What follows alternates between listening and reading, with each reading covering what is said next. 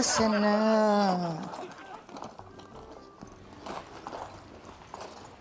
Hawakan mo nga muna yan. Hawakan mo. Ba't wala? Wala naman dito. Alin?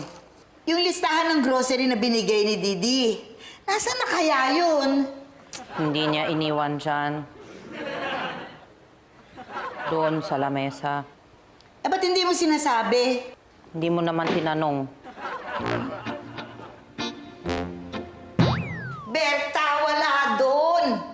Wala nga, kinuha ko na eh. Kinuha mo? Ba't hindi mo sinabi sa akin? Hindi ka nga nagtanong eh. Ay naku, paulit-ulit na. Ako talaga? Ako yung paulit-ulit? Berta, umalis na tayo ah. Nagdidilim ng paningin ko sa'yo. Sige na.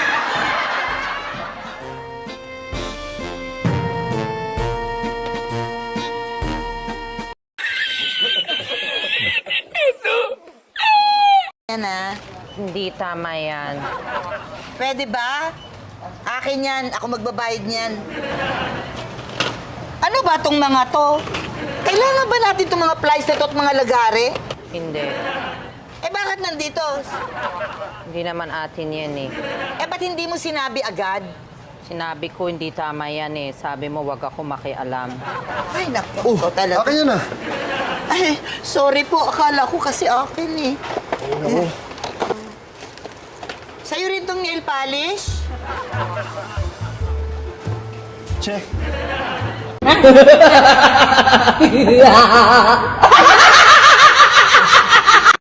Magkano niya? 3,650 po.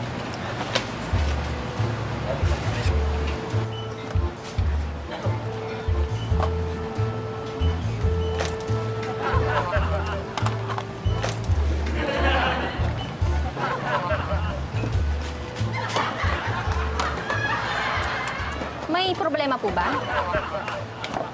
Ah, walang wallet ko. Ho? Alam ko, dito ko lang nilagay eh. Bakit wala? Di kaya ako ninakawan? Gusto niyo ko tawagin ko yung guard? Oo, sige. Wag na. Ano, wag na. Nakita mo ninakawan, wag na. Hindi nawawala ang wallet mo. Hindi nawawala ang wallet ko? Nasaan ang wallet ko? Nasa bahay.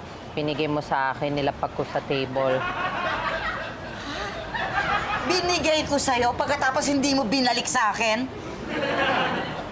Wala ka naman sinabi.